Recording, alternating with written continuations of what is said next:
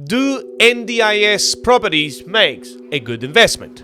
NDIS stands for National Disability Insurance Scheme, and the government is incentivizing investors to build this type of property for people in need. Today I'm going to break down the pros and cons of purchasing investment property with NDIS. Pros number one, has a very attractive rental yield. An average good yield usually goes, now this is a generalization and not a financial advice, between 4 to 5% rental yield. NDIS, they can go between 6 up to 16% rental yield. That's why a lot of people keep talking about it, because these numbers can be very attractive. The other pros is these properties are supported by the government. So building this specific property for specific people in need, the government is supporting these people by paying the rent for them.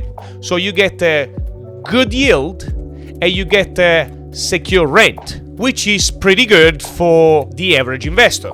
Now I'm gonna explain you the cons. Number one, banks do not like to borrow money to investors to purchase NDIS investment property.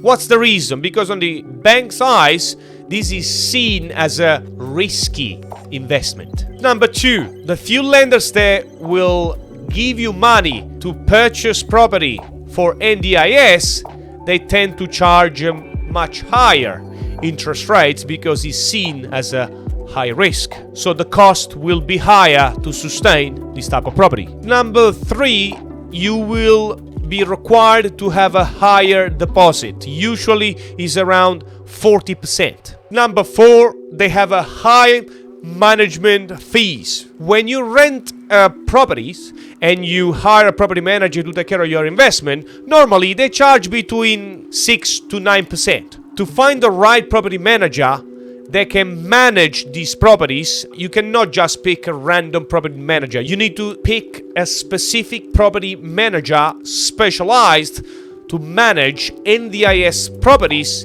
and this will allowed only by government. And they charge between 10 up to 20% management fees. Cons number 5 is the waiting period. When you try to purchase an NDIS investment property, you will be required to build a specific property tailored for people in needs.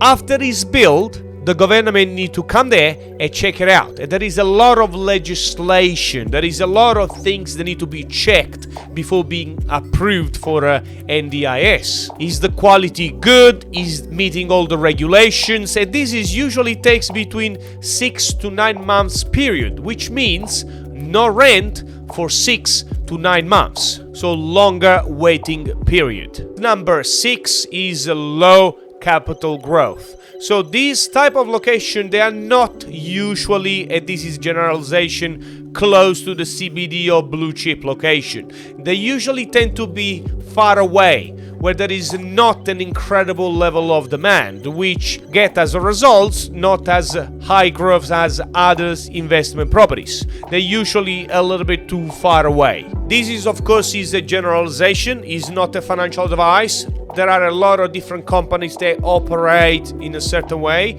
Overall, I'm not a big fan to invest in NDIS property, but you make sure you do your own research. There you go, my friend.